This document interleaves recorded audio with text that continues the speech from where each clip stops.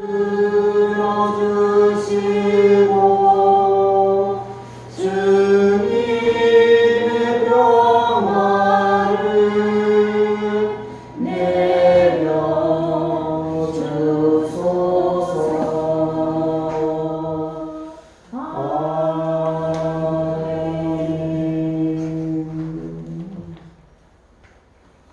감사합니다. 오늘 말씀은 구약은 사무엘하서 23장 13절로 17절, 서신서는 야고보서 4장 1절로 10절, 복음서는 마태 10장 34절에서 39절입니다. 한 구절씩 나눠 읽어보도록 하겠습니다. 구약 성경 사무엘하서입니다.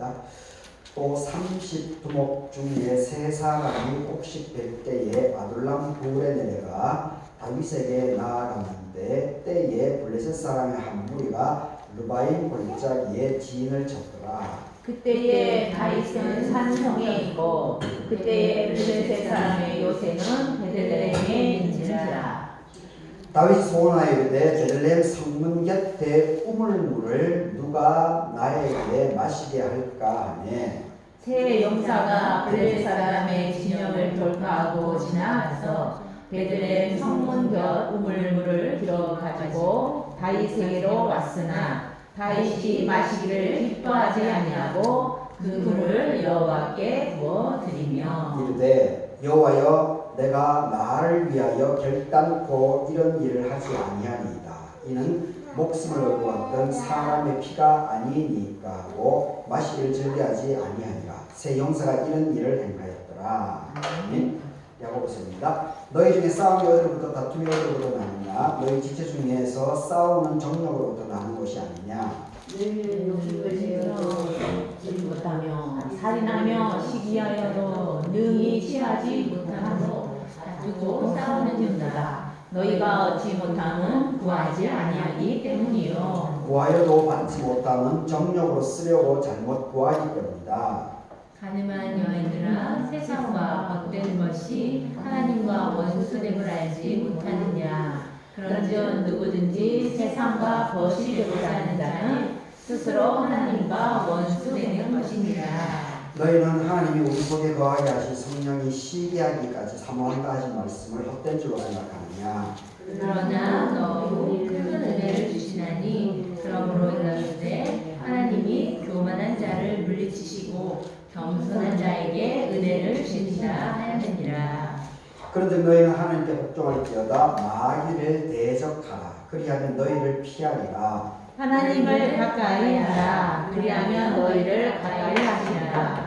죄인들아 손을 깨끗이 하라. 두 마음을 품은 자들아 마음을 성결하게 하라. 슬퍼하며 애통하며 울지어다. 너희 웃음을 애통으로 너희 즐거움을 근심으로 바꿀지어다. 주 앞에서 낮추라. 그리하면 주께서 너희를 높이시리라. 마태복음입니다. 내가 세상에 화평을 주러 온 줄로 생각하지 말라. 화평이 아니고 검을 주러 왔노라. 내가 벗어진 사람이 그 아버지와 딸이 어머니와 며느리가 시어머니와 불화하게 하려 함이니 사람의 원수가 자기 집안 식구이다. 아버지나 어머니를 나보다 더 사랑하는 자를 나에게 합당하지 아니하고 아들이나 딸을 나보다 더 사랑하는 자도 내게 합당하지 아니하며 또 자기 십자가를 지고 나를 따르지 않는 자도 내게 합당하지 아니하니라. 자기 목숨을 얻는 자는 잃을 것이고 나를 위하여 자기 목숨을 잃는 자는 얻으리라.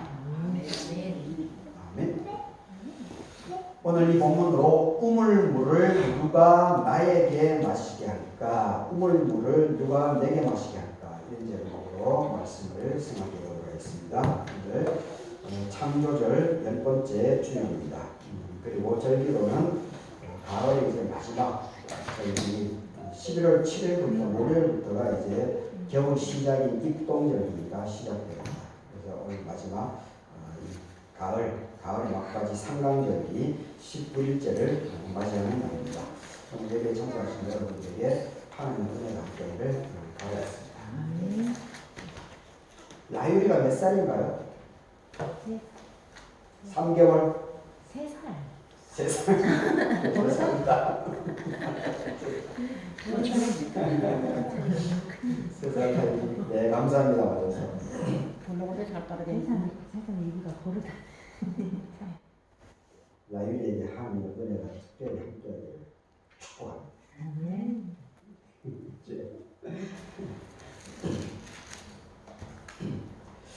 이제 지난주에 선생님이 이제 하나님의 사랑과 이웃 사랑에 대한 그런 것인데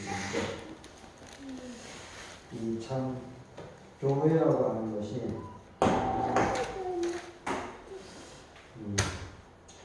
이 기독교라고 하는 것이 참 이게 아주 독특한 것이 이 기독교의 아주 중요하고 독특한 특징이 뭐냐면 눈에 보이지 않는 신, 눈에 보이지 않는 신이 기독교에서는 뭐라고 그러죠? 지금은 이제 하나님이라고 그러죠. 가톨릭에서는 하느님이라고 얘기를 하고 또 그것 때문에 또 논쟁이 여전히 막 벌어지는 것도 있는데 그건 뭐 말장난이고 그리고 하느나 하나나 동일 의미입니다. 동일 맥락 속에서 얘기하는데 그게 크게 받아들이면 되는데 그걸로 어떤 그 단어 하나로 물론 이제 그 단어 차이점이 아주 중요한 부분이 있습니다. 뭐 그 논쟁의 핵심적인 부분을 모르는 것은 아니지만 우리 기독교에서는 눈에 보이지 않는 신 그것을 하나님이라고 얘기를 합니다. 그런데 구약 성경에 있어서는 그 하나님을 야훼라고 부릅니다. 야훼라고 부릅니다. 구약에 있어서. 그런데 신약으로 와서 이제 그것을 하나님이다라고 그렇게 이제 부르고 있는데, 근데 이게 눈에 보이지 않는 하나님의 영역 이 부분하고 그 눈에 보이는 현실적인 이 물질 세계, 이 사람들 현실 세계, 자연 우주망 이러한 부분을 계속해서 종합해 나가고 그리고 시대 변화에 따라서 계속 그 부분들이 해석들이 달라집니다. 그런데 기독교의 참 독특한 것은 눈에 보이지 않는 하나님과 이 물질 세계를 끊임없이 이렇게 긴장관계 속에서 계속해서 연결을 끊임없이 해나가고 있습니다. 끊임없이. 그러니까 이게 그렇게 하다 보니까 이제 계속 논쟁이 벌어지고 그리고 세상의 변화가 엄청나게 빠르기 때문에 이 기존의 자기의 고정관념 이걸로 맞추지 못하다 보니까 시대의 변화에 뒤떨어지게 되면 그것이 이제 지금 젊은 세대의 얘기로는 이제 꼰대가 되는 겁니다. 꼰대. 근데 그 이제 성경적인 신학적인 개념으로는 그 바리새주의 이렇게 이제 표현을 하는 거죠. 이게 쉬운 것이 아닙니다. 결코 쉽지가 않습니다. 세상의 변화에 빠르게 이렇게 움직이다 보면 자칫 잘못하면 전통적인 우리의 신앙을 놓칠 수가 있습니다. 그래서 세속적이다, 표퓰리즘이다, 대중추수주의다 이렇게 비난을 받을 수가 있습니다. 그런데 또 한편으로는 계속 전통만 너무 고수하게 되면 꼰대다. 그리고 세상 물정을 모른다. 이렇게 또 비난을 또 받을 수가 있습니다.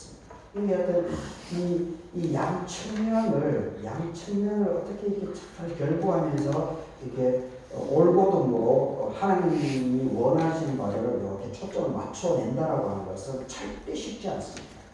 절대 쉽지 않습니다. 그렇게 하다 보니까 털어서 먼지 안 나는 사람이 세상에 한 사람도 없습니다. 한 사람도 없습니다.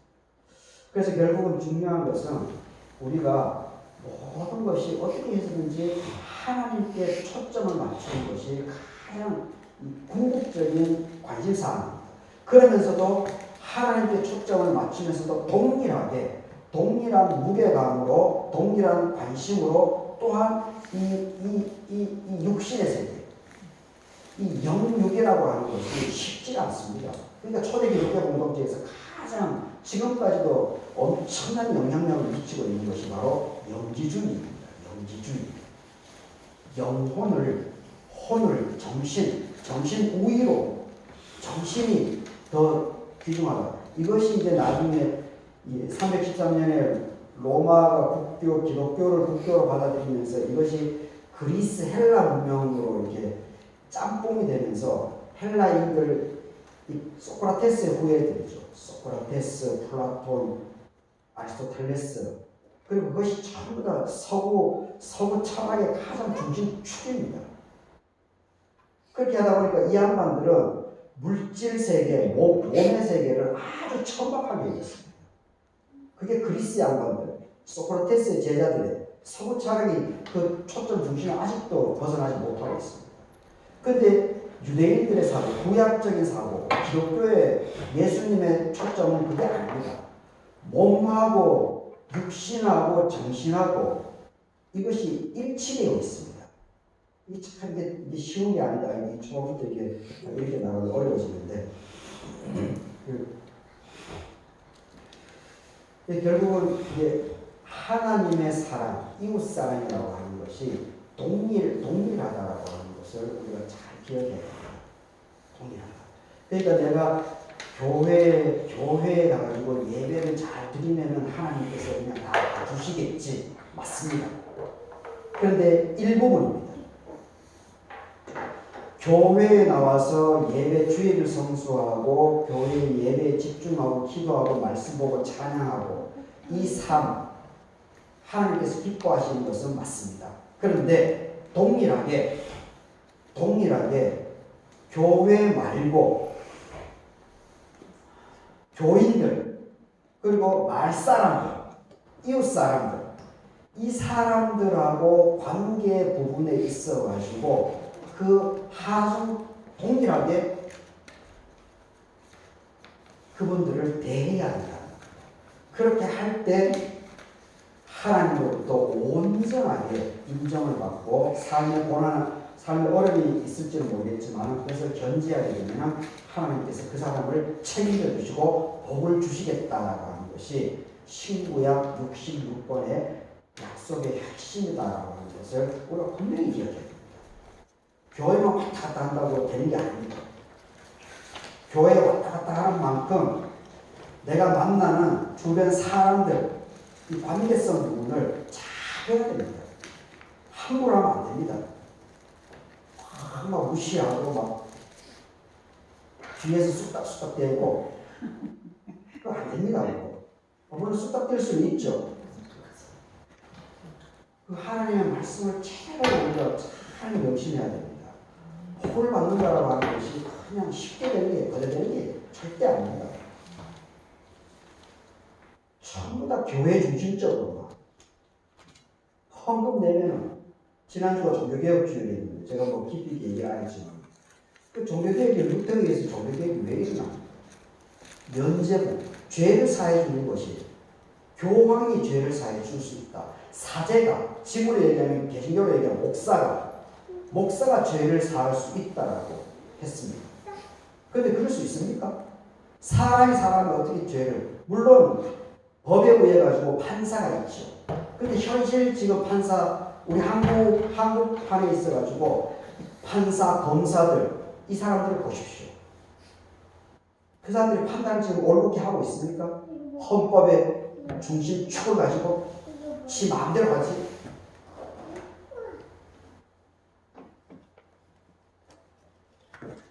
교황, 사제, 목사 그 사람들이 죄를 사해 줄 수 있다. 예수 그리스도의 이름이죠. 예수 그리스도에 의해서 되는 것이지 교황이나 목사나 사제가 그를 볼 일이 전혀 없습니다. 그래서 중요한 것은 내가 내 신앙을 가져야 됩니다. 내가 내 하나님을 만나야 됩니다. 그래서 자기 스스로가 자기 신앙으로 하나님을 만나면서 자기의 삶의 문제들을 직면해서 스스로가 자기 믿음으로 이겨나가야 됩니다. 그게 야훼 하나님, 개신교에서 하나님, 예수님께서 실제적으로 살아내신 그 모습입니다. 우리가 이것을 따라 배워야 됩니다. 따라 나아가야 됩니다. 근데 예수 그리스도만 고백한다라고 다 해결되는 것처럼 그거는 무당푸닥거리 수준입니다. 예수님을 그런 식으로 고백하면 다 된 것처럼 한국 기독교는 아직도 그 수준에 머물러 있습니다. 그 절대 아닙니다. 예수 그리스도를 고백하고 그리고 또한 삶으로 예수 그리스도의 삶을 따라 나아가야 되는 겁니다. 십자가의 고난이 오더라도 그것을 감사함으로 그것을 묵묵하게 자기의 몫으로 감당하면서 그것을 딛고 일어났을 때 부활이 있습니다. 십자가 없이 부활만 강조하는 이 개신교가 한국 기독교가 그래서 지금 쑥대밭이 되고 있습니다. 80년 5.18 광주항쟁 이후부터 전두환 군부 독재하고 타협하면서 단순한 문제가 아닙니다. 이거 80대 우리 교우들 할매 교우들 앞에서 이런 얘기하는 것이 얼마나 그 마음에 이렇게 박힐지는 모르겠지만 오늘 이 본문에서 제가 이 하나님의 사랑, 이웃 사랑을 이게 아주 상징적으로 보여주는 부분이 바로 오늘 저는 이 다윗의 이 사건, 세 명의 용사들이 유명한 본문이죠. 유명한 본문입니다. 세 명의 블레셋과의 전투 과정에서 블레셋과 전쟁하고 있습니다. 전쟁. 지금 남북 간에 6.25가 지금 터졌습니다. 근데 다윗은 고향이 베들레헴 출신입니다. 그런데 그 베들레헴을 블레셋 적군들이 거기 진을 치고 있습니다. 베들레헴으로 본거지를 두고 전쟁을 하고 있습니다. 다윗은 그 옆에 아둘람 동굴에 지금 산성이 있습니다. 가을 추수 13절에 곡식 될 때에 추수할 때입니다. 추수할 때 30두목 중에 3사람 오늘 이 본문에 나와 있지 않지만 바로 13절 이전에 보게 되면 이 3사람의 이름이 거명되어 있습니다. 아주 유명한 사람들인데 우리들은 이제 잘 얘기를 하지 않죠. 아주 유명한 다윗에게 있어가지고는 아주 유명한 3명, 30명의 장군이 있습니다. 목숨을 내걸고 다윗에게 충성하고 다윗을 위해서는 자기 목숨을 내건 30명의 장군이 있었기 때문에 다윗이 될 수 있었습니다. 참 중요한 겁니다. 그런데 그 중에서도 핵심적인 3명의 장군이 있습니다. 그 사람들이 자기 목숨을 내걸고 블레셋이 진영을 짜고 있는 블레셋의 본거지인 그 베들레헴 다윗의 우물물 이것을 가가지고 물을 길러 그 3명의 장군이 앞부분에 8절에 이제 첫 번째 이름이 나옵니다. 요셉 밧세벳이라고 나와 있습니다. 요셉 밧세벳. 그리고 9절에는 엘르아살 두 번째 장군입니다. 그리고 11절에는 삼마 이 3명의 장군. 대단한 사람입니다. 다윗이라고 하는 이름이 이렇게 유명해지게 된 것은 바로 이 3명의 장군입니다. 근데 기독교에서는 이 3명의 이름을 잘 일상적으로 언급 안 하죠. 그냥 다윗에게 다 묻혀가지고 이 사람의 이름들을 언급하지 않는데, 근데 또 다른 이 3명의 장군들입니다. 근데 여기 30명의 장군들이 13절 이전에 30명의 장군들 이름이 나오는데 참 인상적인 것은 뭐냐면 이 사람들이 전부 다 30명이 다 유대인들이 아닙니다. 이방인들이 거기에 몇 명 포진되어 있습니다. 30명 중에. 그러니까 보십시오. 이것도 이제 나중에 신약 성경에 가서 예수님께서 남유다인들은 북이스라엘 사람들을 자기 피가 그래도 유대인의 피가 반절은 섞여 있습니다. 북이스라엘이 사마리아인들이. 그런데 피가 섞였다라고 하는 그것으로 인해 가지고 사마리아인을 개대지치고 했죠. 상종을 안 하려고 했죠. 그런데 예수님께서는 그 자체를 정면도로 봤죠. 그렇게 하면 안 된다고. 그러면서 일부러 지중해나 요단강 이쪽으로 가지 않고 모압 지역으로 가지 않고 오히려 예수님께서는 정면으로 갈릴리를 갈 때 일부러 사마리아 지역을 거쳐갑니다. 본때를 보는 겁니다. 참 대단하죠. 보통 사람이 아니죠. 예수님. 당시 시대적인 그 눈치를 보지 않습니다. 오직 야훼법, 하나님의 말씀에 집중해서 그냥 가는 겁니다. 죽이려면 죽이라는 겁니다. 이것을 우리가 놓치고 있습니다. 아주 중요한 포인트인데 이걸 다 놓치고 있습니다. 사마리아의 무시. 우리도 보십시오. 우리 지금 여기 가까이에 그 동편제 마을에 뭐가 있습니까? 황산대첩 현장이 여기죠. 황산대첩 현장이 여기입니다.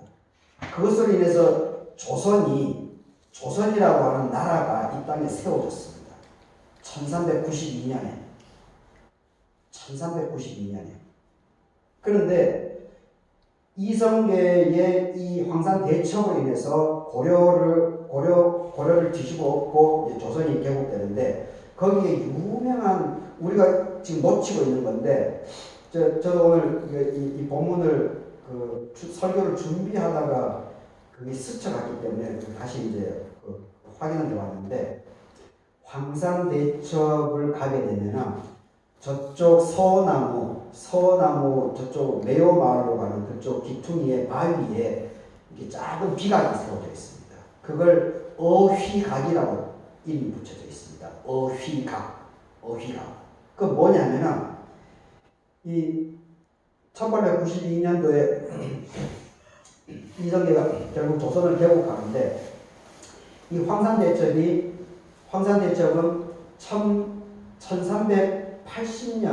1387년 그 어간에 이 황산대첩이 일어납니다. 고려우왕 6년 때입니다. 그런데 그때 전투에서 이성계를 도와준 사람 장군들이 있습니다. 장군들. 병사들은 숱하게 많고 이성계를 도와가지고 같이 황산대첩에 목숨을 내걸고 승리한 장군들이 있습니다. 그 사람이 제가 정확하게 아직 더 확인해 봐야 되는데 7명, 8명입니다. 7명 아니면 8명입니다. 그것을 이성계가 그 어휘가 그 바위에 이성계가 직접 친필로 거기 이름을 적어놨어요. 그 이름이 거기 나와 있습니다. 거기 퉁두란 이지라는 사람이 있습니다. 이지라는 조선족이 아닙니다. 여진족입니다. 그런데 이성계의 최측근으로 황산대첩을 승리로 이끈 아주 유명한 여진족인데 우리 조선 개국을 함에 있어서 1등 공신입니다. 벌써 이 조선 개국에 있어서 벌써 이 여진이라고 하는 그 핏줄이 벌써 우리 조선 역사에 반영이 되는 겁니다. 조선 입장으로 보면 이방족이죠. 그러니까 이게 단순하지 않습니다. 뭐 한국은 배달민족 피가 뭐 똑같다라고 하는데 그러지 않습니다. 엄청나게 피가 섞여 있습니다. 여튼 이 30명의 장군들. 근데 여기서 전투 중에 다윗이 이제 한마디 하죠.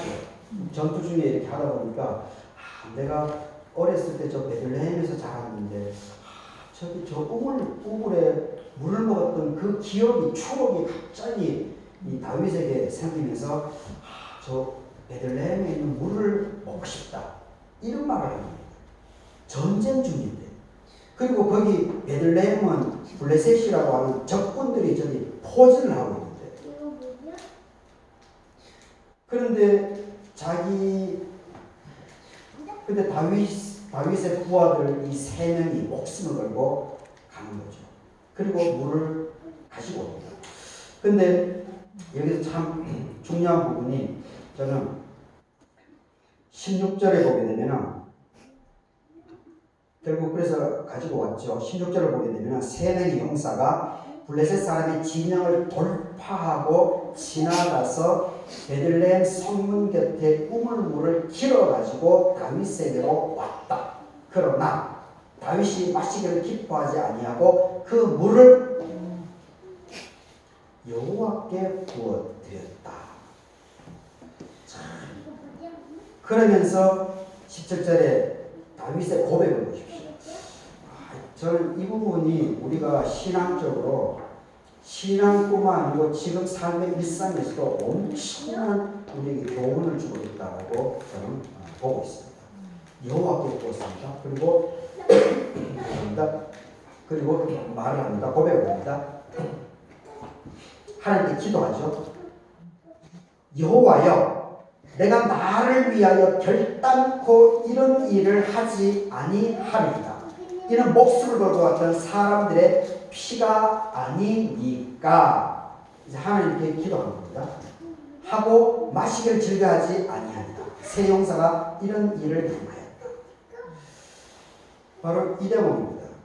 누가 나를 위해서 우물물을 가져올 것인가. 그래서 세 명의 용사가 목숨을 내걸고 갔다 왔습니다. 그런데 그 결과물, 목숨을 내걸고 가지고 온 결과물을 보자마자 다윗에게는 생각의 변화가 일어납니다.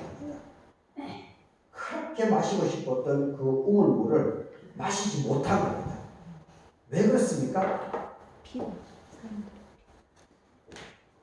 왜 그렇습니까?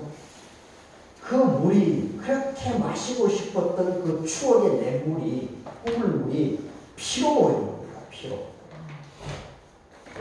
피로 보이는 겁니다. 바로 이 지점이 우리가 다윗의 그 하나님에 대한 이 고백, 이것이 우리가 지금 이 시기에도 동일하게 배워야 되지 않는가, 그런 생각을 해보게 됩니다. 이번 주 목요일 날 11월 7일 목요일 저녁 7시 30분 성요한 신부가 와가지고 CBMC랑 같이 우리 교회에서 음악회를 하게 됩니다.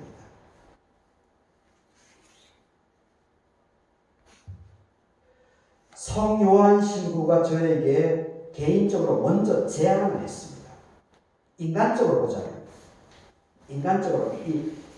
이번 목요일 날이 어떻게 될지 모르겠지만, 인간적으로 보자면 성요한 신부의 제안에 의해서 듣고 보니까 괜찮다.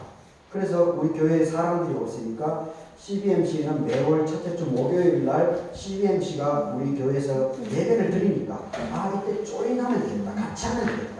그런 생각이 저에게 찾아왔습니다. 그래서 이번 일을 추진하고 있습니다. 그래서 지금 적극적으로 지금 홍보하고 알리고 특별히 이 지역의 젊은 부부들을 최대한 홍보해서 우리 교회에 말을 듣게 하는 그런 기회로 제가 말을 하려고 합니다. 사람이 하는 거지만은 이것이 하나님의 허락이 없다면 이루어질 수가 없습니다. 그러니까 신앙고백을 어떻게 해야 됩니까? 하나님께서 성요한 신부의 마음을 움직여서, 그리고 CBMC 회원들의 마음을 움직여서, 갈개교회 강기원 목사의 마음을 움직여서 갈개교회에 11월 7일 입동이 시작되는 그날 음악회를 하게끔 하나님께서 허락해 주셨다. 하나님께서 판을 짜 가고 계시다. 이렇게 고백하는 겁니다. 그 결과는 뭡니까? 사람이 계획하고 사람이 만들어가는 것이지만 하나님께서 함께하지 않으면 어떻게 될지 모릅니다. 그 결실은. 그런데 하나님께서 함께 허락했다라면 분명히 풍성한 결실이 맺어질 것입니다. 그래서 제가 지난주부터도 계속 기도하고 있지만, 그래서 이번 주에 특별히 여러분들에게 더 기도 요청을 부탁하는 겁니다. 하나님, 11월 7일 저녁 7시 30분 9시까지 진행될 예정인데 하나님 축복해 주시옵소서. 사탄이 틈타지 않도록 도와주시옵소서. 97년을 맞는 갈개교회가 이번 음악회를 통해서 부흥할 수 있도록 도와주시옵소서. 빈자리가 채워질 수 있도록 도와주시옵소서. 그것이 바로 제가 볼 때는 이 누가 내게 마시게 할까라고 하는 인간적인 생각에서 고백했던 것이 결석하고 세 명이 물을 가져옴으로 인해 가지고 그 물을 땅에 부은 거죠. 에? 땅에 부은 거죠. 에? 그 물을 땅에 부었죠. 그런데 성경에서는 16절 마지막에 어떻게 고백하고 있습니까? 어떻게 기록하고 있습니까? 다시 한번 마지막 부분을 다시 한번 보십시다. 그 물을 여호와께 부어 드리며, 그 물을 여호와께 부어 드리며, 여호와께 부어 드렸습니까? 실제적인 상황에서 실제적으로 다윗이 어떻게 했습니까? 땅에 부은 거죠. 네? 그렇지 않습니까? 자기가 마신 게 아니기 때문에 땅에 부은 겁니다. 땅에. 네? 땅에 부었습니다. 그것이 팩트입니다. 그것이 사실입니다. 그것이 객관적인 상황입니다. 그런데 성경의 고백을 보십시오. 다윗이 땅에 부었는데 그 땅에 부은 것을 다윗이 땅에 물을 부어버렸다 이렇게 표현하지 않습니다. 그렇게 기록하지 않습니다. 이것이 성경의 초점입니다. 성경의 고백입니다. 이것이 고백의 언어라고 하는 것입니다. 이게 쉬운 게 아닙니다. 이게 신학적인 논쟁 부분입니다. 단순하지 않습니다. 이게 표현은 문구 문장 하나 표현이 그렇게 단순하지 않아요. 특히 구약 성경은 한 줄이 몇 천 년의 역사가 있습니다. 여러분. 그 물을 여호와께 부어 드렸다라고 표현하고 있습니다. 바로 우리의 고백이 이 고백이 되어야 됩니다. 내가 잘나가지고 내가 다 했어. 그거는 믿음의 기본이 없는 사람입니다. 이 화분의 역사는 제가 민주식 권사님이 살아계셨을 때 민주식 권사님이 늘 화분이 떨어지면은 민주식 권사님 개인 비용으로 화분을 늘 사놓으셨습니다. 저는 아직도 잊지 않습니다. 그래서 제가 집사람에게 아내에게 늘 얘기하다 보니까 아내가 이제는 그것을 이어가고 있습니다. 참 감사한 거죠. 이거 자랑으로 받아들일 수 있지만 그 자랑이 아니고 이 비유를 듣는 겁니다. 비유를.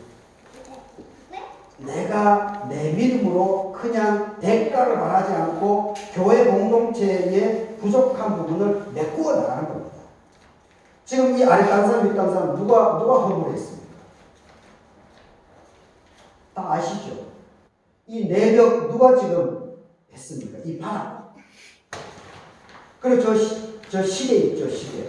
제가 일부러 저 시계 여기 왔다 갔다 하는 사람들이 아니 목사님 내가 전자시계 기증해 줄게요 그러시더라고요. 그래서 저는 아직까지도